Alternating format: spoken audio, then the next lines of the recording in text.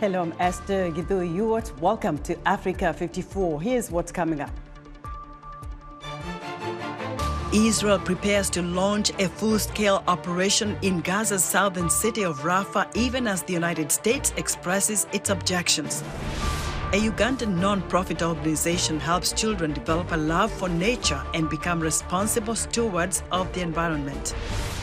And 2 South African doctors develop a medical specialty utilizing small amounts of radioactive substances to diagnose and treat various diseases.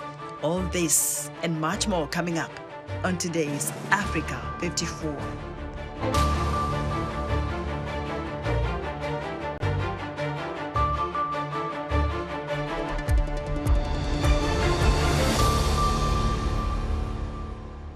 We begin our broadcast in the Middle East, where the United Nations says more than 500,000 Palestinians have been displaced in recent days by escalating Israeli military operations in both southern and northern Gaza.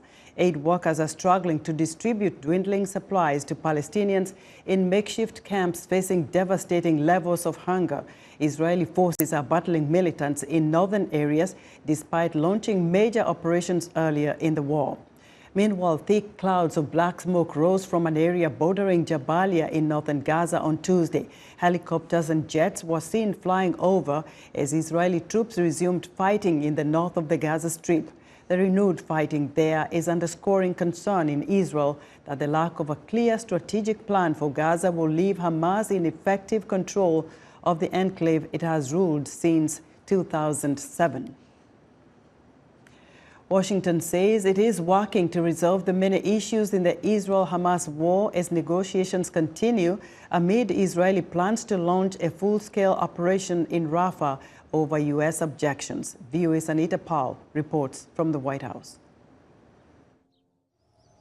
The grief of thousands of people underscores world leaders' urgent attempts to end the war in Gaza after more than 7 months. Fear hangs over the people of Gaza as they scramble for safety under the shadow of a threatened full Israeli offensive into the crowded city of Rafah. And growing youth anger over the unceasing violence has inflamed American universities and spread beyond the shores of the U.S. At this delicate point, the White House said Monday that Washington is still plugging away at negotiations in Cairo aimed at securing the release of hostages and a truce. This particular negotiation has had its ups and downs, its ins and outs, its twists and turns. And what I laid out in my opening comments remains the case. There could be a ceasefire tomorrow if Hamas would just go ahead and release women, wounded, and elderly. We do believe Israel has put a good proposal on the table. Hamas has put a counter-proposal on the table. The world is calling for a ceasefire. Those who are doing so should go to Hamas and say, come to the table and work until we get a deal. And he acknowledged to VOA there are new fissures in that process. Egypt, which is hosting negotiations, recently came out in support of South Africa's International Court of Justice case against Israel for genocide. I can't say that it's helpful to the discussions between Egypt and Israel to try to sort out the humanitarian assistance and access issues, but I do know that Egypt, Israel, the United States, the United Nations, we are all trying to work together to figure out a way forward. Analysts say Washington's message is also muddled, especially on Israel's plans to mount a major military operation in the southern Gaza city of Rafah. Sullivan said Monday that Israel has conducted only targeted strikes there so far. There's been some mixed signals from the administration. Sometimes it seems like they're against anything in Rafah. Sometimes they say, no, we're not against, but we just haven't seen the right sort of plan. So I think that this needs to be clarified. Meanwhile, as Washington tries to make a clear plan, Israel's leadership faces pressure from citizens who accuse Prime Minister Benjamin Netanyahu of fanning the flames of Palestinian violence. Just wanted to emphasize to Prime Minister Netanyahu his responsibility for what happened here on October 7th. Meanwhile, as officials try to talk their way to peace, Israel's strikes on Gaza continue. Anita Powell, VOA News, the White House. South African President Cyril Ramaphosa's office says he is expected on Wednesday to sign into law a national health insurance bill that aims to provide universal coverage to South Africans. The signing of the bill, popular among voters, comes just before the May 29th national election that could test the African National Congress's 30-year rule. The bill, which is to be implemented in stages at a cost of billions of dollars, received Ramaphosa's approval after it was passed by lawmakers last year. However, concerns remain over whether the struggling public system is ready to implement such an ambitious plan, according to healthcare workers, patients, and business groups. For NHI to work, we need more doctors on the floor.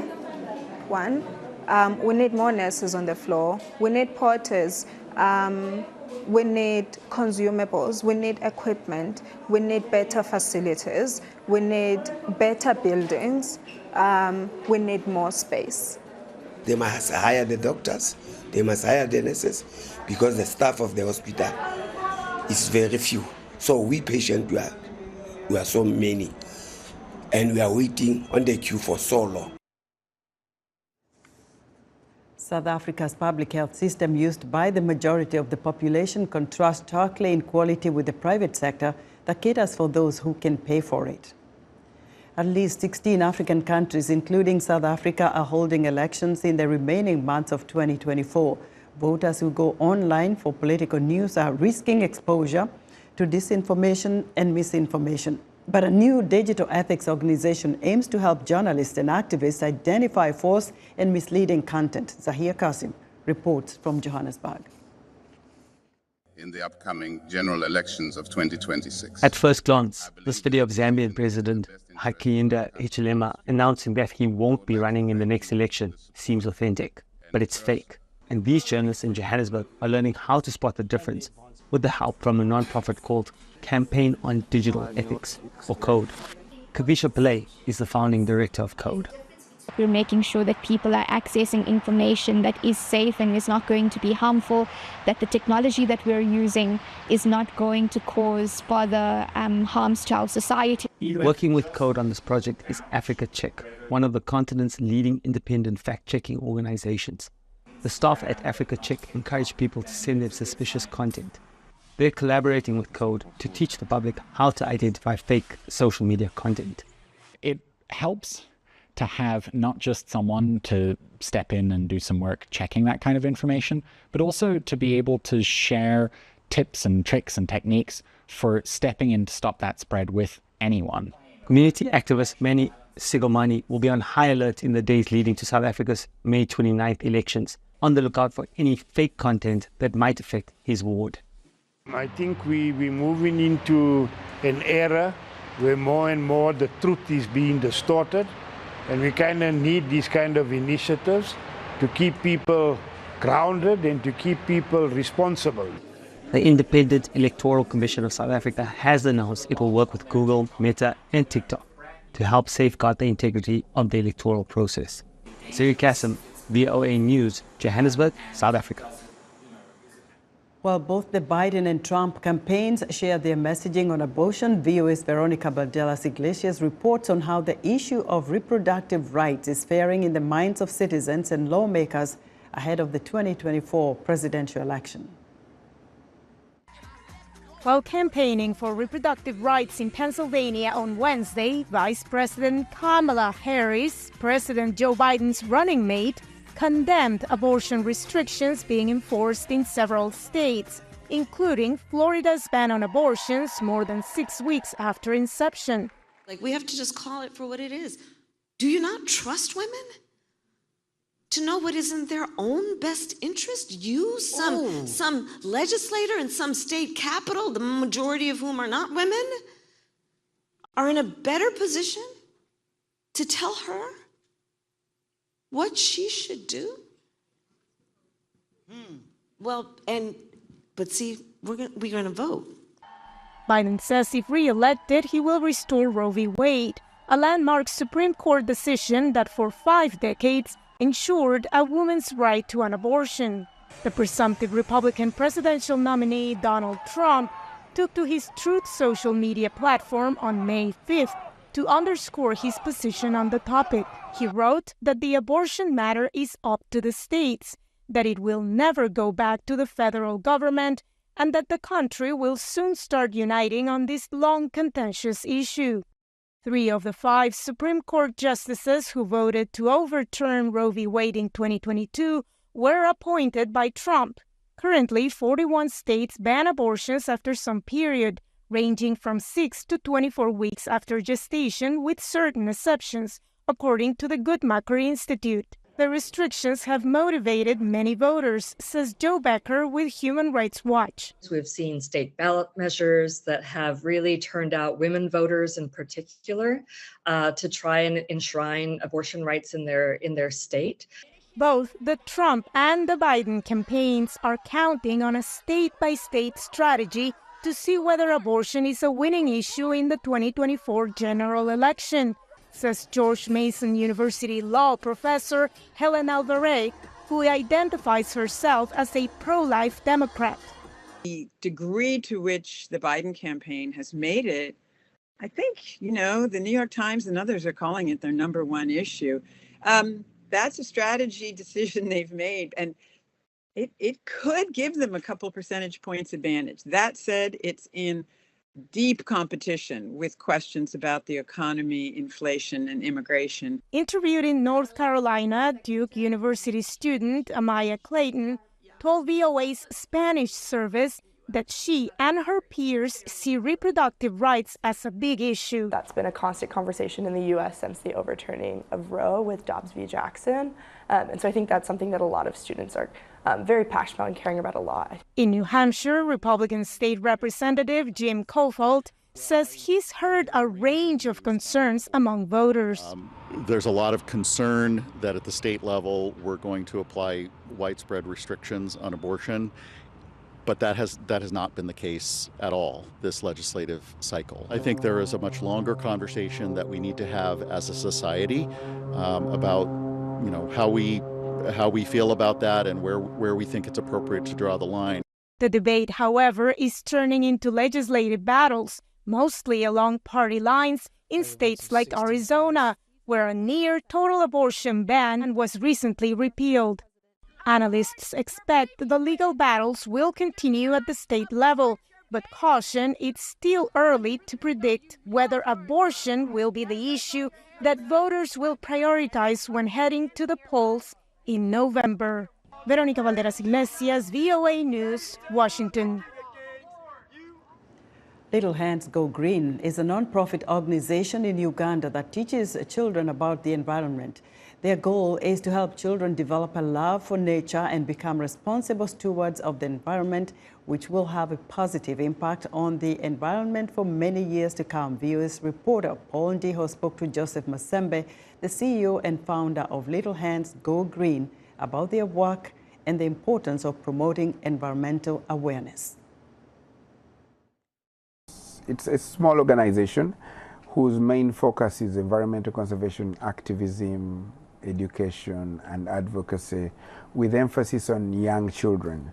And not just young children on their own, but young children in their homes, in their schools, and in the communities where they live.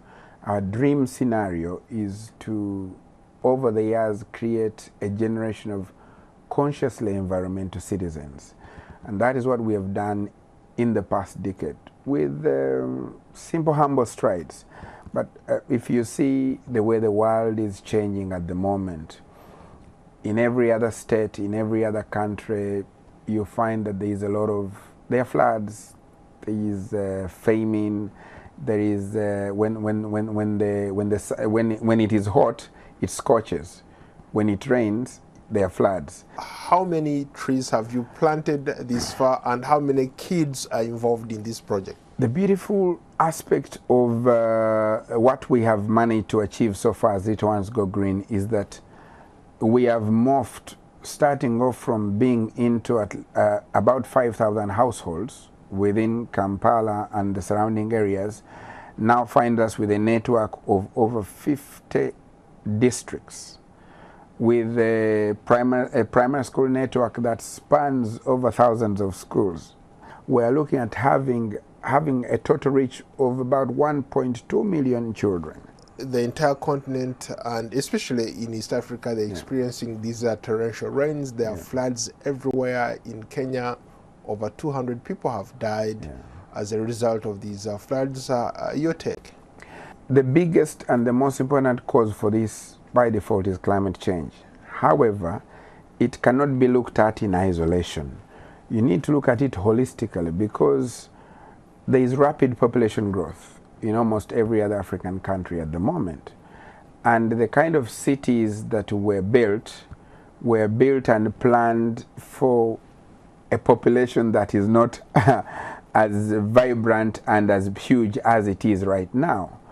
So then there is a strain on the economy, on the facilities, drainage, so that when now the rains come, because of all these other effects of climate change, they come with the floods, they are torrential, and they find a city whose drainage is not up to speed, then they will sweep through.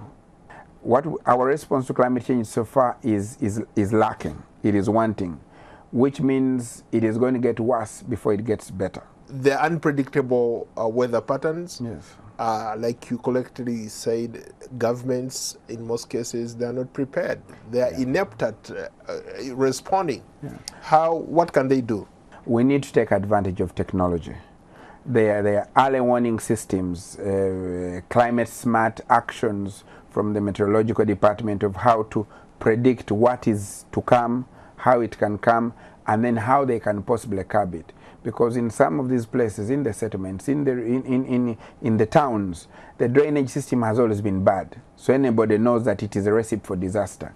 So in some of these areas, gradually they need to start to rework the drainage systems to suit the population that has rapidly grown. That was Joseph Masembe, CEO and founder of Little Hands Go Green, a Ugandan NGO. Still to come, 2 South African doctors demonstrate that the sky is the limit for women. We'll be right back.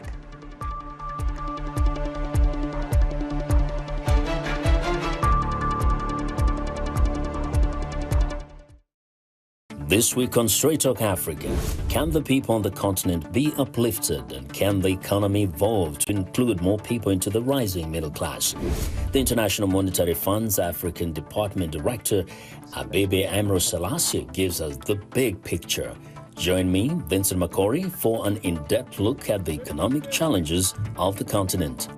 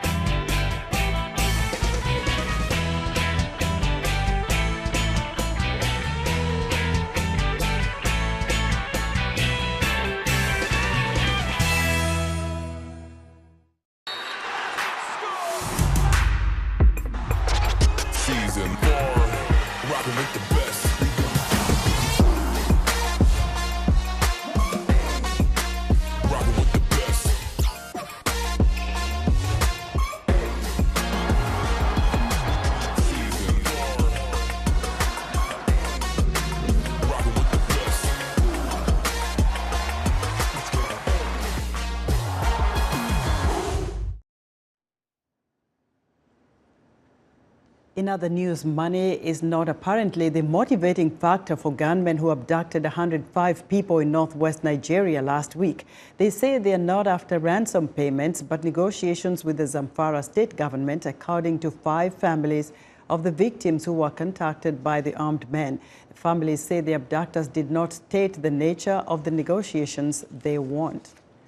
UN Secretary General Antonio Guterres says he is, quote, gravely concerned by fighting in recent days between the Sudanese army and the rival paramilitaries in the key Darfur town of El Fasher, according to UN spokesman Farhan Haq. The UN chief is also particularly concerned for civilians in the area who are already facing a looming famine. And thousands of Malians carrying buckets and jugs of mud joined the annual replastering of the world's largest mud brick building last weekend. It's a key ritual that maintains the integrity of the Great Mosque of Jenne in the center of the country. The mosque requires a new layer of mud each year, or the building will fall into disrepair. It's time for Health Report, and joining us now is Africa 54 health correspondent Lino Mudu with the latest medical news and notes. Hello, Lino. Hello, Esther. Well, limited medical resources in Africa is forcing some patients to travel abroad for specialized surgery. Now, a new special surgery institute has opened in Ghana to try and help. Senanu Todd reports from Accra, Ghana. In Accra, medical experts from the US are performing a special cancer removal surgery for a kidney patient. The procedure is minimally invasive and uses cameras and robots, and until recently was unavailable in this part of the world. That one could have been done here. They already referred the guy outside, so he already had his visa and everything, and then someone told him about this place. This place is the West African Institute for Special Surgery, or WISE. It opened in March to cater to specialty surgery needs in West Africa and beyond. Plastic surgery, for example, there is just general plastic surgery trying to get wounds and broken bones to heal. But at the level that we are providing care, we do micro transplant of tissues. You lose a finger, we put it back, make an ear, make a nose, make a face. Dr. Kofi Boahene, a native of Ghana, is a head and neck surgeon, facial plastic and reconstructive surgeon at Johns Hopkins Hospital in the US. In 2004, he set up his Foundation for Special Surgery, or FSS, to provide specialized medical care to people where they live. People from all over the world will come and see me in the US. I'm able to, 2 hours, change their lives. I take a plane, it takes 9 hours, 10 hours to fly to Ghana. Same situation, clinical situation, that person may lose their eyesight or may lose their life. For this reason, Dr. Boahene and the FSS built the West African Institute for Special Surgery. He says the center will bring globally trained health professionals to Ghana. In neurosurgery, in plastic surgery, in head and neck surgery, in ear surgery, in urology, the highest level of specialists are all congregating here. Medical professionals from Ghana and across Africa can train and practice with these global experts and equipment. Here I get to see robotic surgery. Yes, it's going to be the first in the country. So I get to see that. And that's awesome. That's pretty cool, using robots to, fix things. So yeah. Dr. Boahene says the institute will bill patients who ordinarily would have traveled overseas. However, for patients who cannot afford care, the institute will raise money from friends, family, donors, and former patients abroad, just as they have done for his Foundation for Special Surgery. Senanu Todd, VOA News, Accra, Ghana. Now to South Africa, where 2 doctors are demonstrating that the sky is the limit for women. Both are nuclear medicine physicians at the Steve Biko Academic Hospital in Pretoria. Tuso Kumalo has more from Pretoria. It's early morning and Dr. Khumuso Mukwala is already working in the day ward in the nuclear medicine section of the Steve Biko Academic Hospital, preparing to examine and treat a non-melanoma skin cancer patient. She is one of only 100 nuclear medicine physicians servicing South Africa's over 60 million population. Nuclear medicine is an ever-evolving field, so you constantly have to be updating yourself with the latest developments that are happening, so you have to read a lot. It's a fairly new discipline of study, and she has successfully emerged with a Bachelor of Medicine and Surgery degree, fellowship at the College of Nuclear Physicians, Master of Nuclear Medicine, and a doctorate in nuclear medicine philosophy. We actually one of the first few centers in the world that was doing actinium-225 prostate cancer therapy, thanks to our mentor and our head of department, Professor Teche. As the head of the clinical unit, Dr. Mukwala's daily work involves supervising other physicians who are also making their mark in the nuclear medicine field. In this room, patients who are referred by various doctors with many conditions are scanned, and the technologists are generally the ones responsible for scanning in this room, and will place the patient on the bed and stand behind that door glass and let the patient lie down and be imaged, sometimes for a period of 5 minutes, sometimes for as long as an hour. So it has to be a very comfortable situation when the patient is lying on this bed. Once the technologists have completed scanning the patients, the pictures are then transmitted to this gamma camera room where Dr. Mukwala and other nuclear medical physicians analyze them. So the way that we do our images, we inject a radioactive compound into the body that will then follow a certain physiological process depending on what it is that you want to image at that time. It's crucial for them to look very closely at the images to ensure that all abnormalities are reported. Right now what we are doing is PET-CT, and PET-CT is usually requested by doctors of patients who have cancer, and so we report those, and it helps the doctors know whether the patient needs systemic treatment or local treatment, and or we also help to see if the treatment has worked or not. And so they can, with the results of our scans, they can manage the patients better. She is also thrilled to be paving her path in these uncharted waters. Very proud to be a nuclear medicine physician. I enjoy it. I enjoy what I do. I enjoy learning, and I think for me it was the best decision career-wise. Dr. Mukwala also enjoys her work.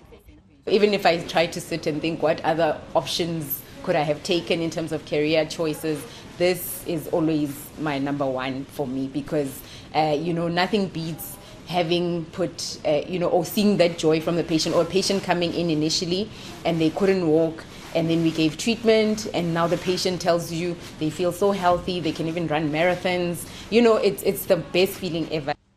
Dr. Mukwala also has words of encouragement to other women. It's not impossible. The sky is the limit, and we shouldn't allow the glass ceilings that are placed there for us as females to dictate who we become. As the current president of the South African Society of Nuclear Medicine, Dr. Mukwala and her team have been invited by the International Scientific and Medical Organization, the Society of Nuclear Medicine and Molecular Imaging, to attend its June meeting in Toronto, Canada, to recognize the great strides they are making in nuclear medicine.